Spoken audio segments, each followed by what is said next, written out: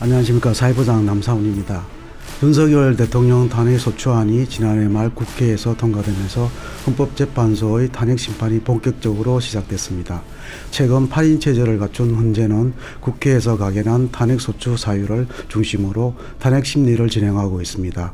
국회가 제출한 탄핵소추안은 비상계엄 요건 미비, 위헌적 포고령 등 국헌 문란을 탄핵 사유로 제시했습니다. 검찰도 최근 김용현 전 국방부 장관을 기소하면서 공소장에 윤 대통령의 국헌 문란과 폭동 등 내란 혐의도 적시했습니다. 법조 출입하는 홍윤호 기자와 이야기 나눠보겠습니다. 이번 탄핵 심판의 핵심 쟁점은 비상계엄 요건 충족 여부인데요. 검찰과 윤 대통령 측은 어떻게 주장하고 있나요? 네, 일단 비상계엄 충족 요건을 두고 윤석열 대통령 측은 요건을 모두 충족했다는 입장, 그리고 검찰은 그렇지 않다는 입장으로 맞서고 있습니다. 일단 헌법에 따르면 비상계엄은 국가 비상 상황에서 정부가 법적 그리고 행정적 권한을 확대하고 군사력을 동원할 수 있는 상태를 선언하는 제도인데요. 또 계엄 선포에 앞서 국무회의 심의를 거치고 계엄 선포 시에는 지체 없이 국회에 통고해야 합니다. 국회가 계엄 해제를 요구한 경우에는 이를 해제하고 공고해야 하는 절차도 있습니다. 이 과정에서 대통령의 모든 국법상 행위는 문서로 이루어지고 이 문서에는 국무총리와 관계 국무위원이 부서해야 합니다. 윤 대통령은 이제 지난해 12월 3일 계엄 선포 당시 이유로는 더불어민주당의 2025년도 감액 예산안 단독 처리, 고위공직자 탄핵 추진 등을 언급하며 이를 반국가 행위로 규정했습니다. 따라서 윤 대통령 측은 국내 상황을 비상사태로 인식했으며 헌법에 따라 대통령에게 부여된 계엄 선포 권한을 행사한 통치행위라고 주장하고 있습니다. 계엄 선포 전 국무회의를 열었고 국회 해제 의결 후 계엄 해제로 절차적 요건도 충족했다는 입장입니다. 검찰은 현재 윤 대통령의 비상계엄 선포가 헌법과 법률이 정한 요건을 충족했는지 수사하고 있는데요. 검찰은 일단 비상계엄 선포 전 국무회의에 회의록이 있는지 등을 조사하기 위해 참석 및 배석한 국무위원들을 불러서 조사했습니다. 그리고 지난달 27일 김용현 전 국방부 장관을 기소하면서는 윤 대통령이 계엄 선포 당일 해제해도 2차, 3차 계엄을 선포하면 된다 등의 지시를 내린 정황도 밝혔습니다. 따라서 검찰은 선포 자체는 대통령의 권한이라 하더라도 요건을 불충족했을 시 위헌으로 볼 수 있다는 입장입니다. 결국 계엄 선포 요건 논란과 절차적 문제에 대해서는 헌재가 판단할 몫이라고 그렇게 되는군요. 그러면 이번 탄핵 심판의 또 다른 쟁점인 포고령 합법 여부인데요. 이에 대해서 양측 입장이 엇갈리고 있죠. 네, 계엄 포고령을 두고도 양측의 입장이 엇갈리고 있는데요. 계엄 선포 당시 계엄 사령관으로 임명됐던 박안수 육군 참모총장 명의로 포고령 1호가 발표됐습니다. 이 포고령에는 모든 정치 활동을 금하고 계엄사가 언론 및 출판을 통제하고 포고령 위반자에 대해서는 영장 없는 체포, 구금, 압수수색 및 처단을 허용하는 내용이 담겼습니다. 다만 포고령 1호를 실제로 누가 어떻게 작성했는지는 아직 불분명한 상태인데요. 그런 만큼 윤 대통령 측은 아직 포고령과 관련해 별다른 입장을 밝히지는 않았습니다.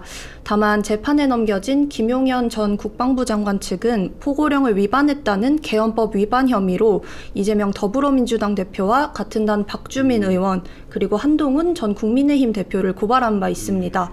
이는 계엄 포고령의 정당성을 강조하려는 행위로 보입니다. 반면에 검찰은 이 포고령이 위헌 그리고 위법하다는 입장인데요. 특히 포고령 1호 1조 일체의 정치활동을 금한다는 부분이 가장 큰 문제라고 지적하고 있습니다. 헌법이나 계엄법 어디에도 비상계엄을 발동한 대통령에게 정치활동을 금지하는 권한을 부여하지 않았다는 것인데요. 또한 포고령 1호로 국회가 보유한 계엄령 해제 요구안 심의 및 표결권도 침해됐다고 판단하고 있습니다. 결국 헌재가 정치활동 금지가 위헌인지를 판단해야 되는 상황이군요. 윤 대통령은 비상계엄 사태로 국헌을 어지럽히는 내란 혐의도 받고 있는데요. 검찰과 윤 대통령 측 어떤 논리를 펴고 있나요? 여기서도 양측의 입장이 갈리는데요. 윤 대통령 측은 내란죄 혐의 일체를 부인하는 반면 검찰은 윤 대통령이 내란의 우두머리라고 보고 있습니다. 먼저 내란죄 처벌을 받기 위해선 폭동 또는 폭행, 협박 같은 객관적인 구성 요건과 고의와 목적 등의 주관적 구성 요건을 갖춰야 합니다. 그러나 윤 대통령 측은 크게 세 가지 이유를 들어서 내란죄 혐의를 부인하고 있는데요. 먼저 첫 번째로는 국헌문란의 목적이 없었다는 겁니다. 만약 국회를 실제로 마비시키려고 했다면 물과 전기부터 차단하고 인적이 드문 주말 새벽 기습적으로 비상계엄을 단행했을 거란 겁니다. 두 번째로는 폭동이 없었다는 건데요. 계엄 당시 부상자가 한 명도 나오지 않았고 또 질서 유지를 위해 소규모 병력을 투입했을 뿐이라고 하고 있습니다. 아울러 비상계엄 선포는 고도의 통치 행위, 즉 대통령 고유의 권한이기에 사법심사의 대상이 아니고 수사나 재판할 문제도 아니라는 주장입니다. 반면에 검찰은 이번 비상계엄이 내란을 목적으로 이루어졌으며 모의와 실행이 윤 대통령을 정점으로 이루어졌다고 판단하고 있습니다. 검찰은 윤 대통령이 지난해 3월부터 김용현 전 국방부 장관 등과 내란을 모의했으며 위헌 위법한 비상계엄과 포고령에 근거해 국회를 봉쇄하고 국회의원 등 주요 인사와 선관위 직원의 체포 구금을 시도했다고 판단했습니다. 검찰은 또 김용현 전 국방장관, 여인영 방첩사령관 등 군 관계자들을 기소하며 계엄 선포 당일 윤 대통령이 문을 부수고서라도 들어가라 등 구체적으로 지시한 정황도 적시했습니다. 뿐만 아니라 윤 대통령이 국회 자금을 차단해 무력화하고 비상입법기구를 창설하려고 했던 정황도 파악했습니다. 다만 윤 대통령의 내란죄 혐의는 헌법재판소 탄핵심판에서는 다루어지지 않을 것으로 보입니다. 국회 측이 재판부 권유에 따라서 신속한 심리를 위해 소추 사유 중 내란 혐의 등 형사법적 부분을 제외하겠다고 밝혔기 때문인데요. 다만 윤 대통령 측은 이 역시 국회 의결이 필요한 사항이라고 맞서고 있습니다. 지금 김용현 전 장관 고소장을 보면은 실탄 5만 발 준비, 정치인 체포조 운영 등 이런 것들이 아마 국회 문란 여부를 결정하게 될 것 같습니다. 과거 현재의 탄핵 심판 사건을 보면은 사안의 중대성, 헌법 수호 의지 등이 탄핵 심판 심리의 중요한 기준이 됐습니다. 이번에도 이런 기준이 탄핵 심판에 영향을 미칠 것 같죠? 네, 이번에도 과거 사건과 동일하게 이 같은 기준이 탄핵 심판에 영향을 미칠 것으로 보입니다. 헌법재판소는 과거 노무현 그리고 박근혜 전 대통령의 탄핵 사건을 심리하며 방금 말씀하신 두 가지 구체적 기준을 제시한 바 있는데요. 먼저 지난 2004년 노무현 전 대통령 탄핵 사건에서는 두 기준에 근거해 기각결정을 내린 바 있습니다. 노무현 전 대통령이 선거법상 공무원의 중립 의무를 위반했으나 탄핵으로 파면할 정도로 중대한 사유에는 해당하지 않는다고 본 건데요. 당시 헌재는 중대한 사유는 국민의 신임을 배신해 국정을 담당할 자격을 상실한 경우라고 했습니다. 또 대통령이 헌법과 법률을 수호하고 국정을 성실하게 수행할 것이라는 국민의 믿음이 무너질 정도가 아니면 대통령을 탄핵으로 파면할 수는 없다는 판단을 내렸습니다. 이후 2017년 박근혜 전 대통령 탄핵 사건에서는 같은 기준에 근거해 재판관 8명 전원 일치 의견으로 탄핵 인용 결정을 내렸습니다. 당시 헌법재판소는 박 전 대통령의 행위는 국민의 신임을 배반하는 것으로 헌법 수호의 관점에서는 용납될 수 없는 중대한 범죄 행위라고 판단했습니다. 또 박 전 대통령의 일련의 언행을 보면 법 위배 행위가 반복되지 않도록 하려는 헌법 수호 의지가 보이지 않는다고 했습니다. 따라서 앞서 말씀하신 헌법 법률 위반의 중대성 그리고 헌법 수호 의지에 더해서 헌법이 규정하고 있는 계엄령 선포 요건을 충족했는지가 이번 탄핵 심판 심리의 주요 쟁점이 될 걸로 보입니다. 네.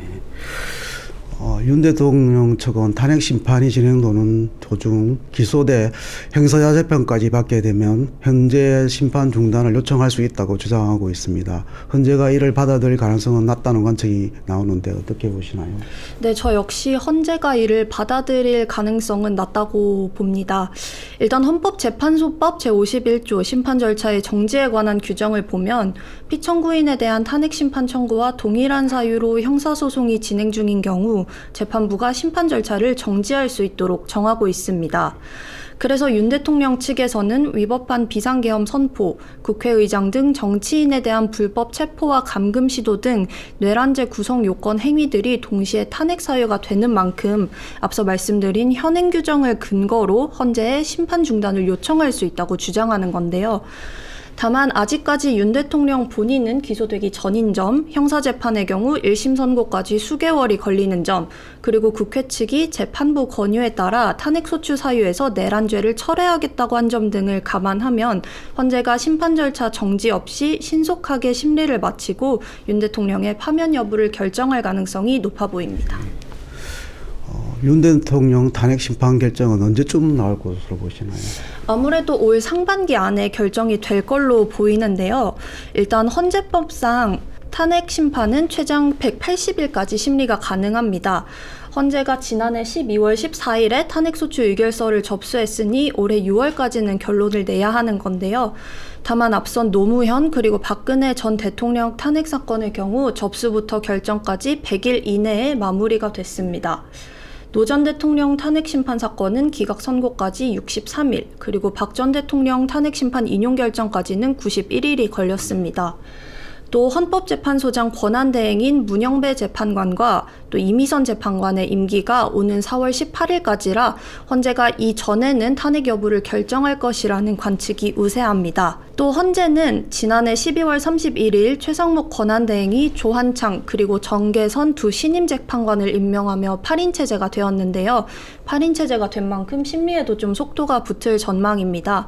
지난달 27일에 첫 변론 준비 기일을 진행했고 이달 3일 두 번째 변론 준비 기일을 진행하며 준비 기일은 모두 마쳤습니다. 오는 14일을 시작으로 16일, 21일, 23일 등 설 전에 일주일에 두 차례씩 총 4번의 변론 기일이 잡혀 있고요.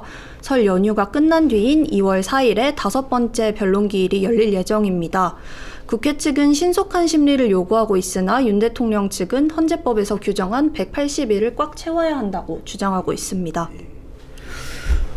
윤 대통령에 대한 헌재의 탄핵 심판 결정이 나오기 전까지는 우리 사회는 정치, 경제, 외교 등 전 분야에 혼란을 겪을 것으로 보입니다. 이런 혼란 종결을 할 수 있는 헌재의 윤 대통령 탄핵 심판 결과에 국민적 관심이 쏠리고 있습니다. 윤 대통령에 대한 헌재의 탄핵 심판 심리와 공수처의 수사를 당분간 지켜봐야 할 것 같습니다. 감사합니다.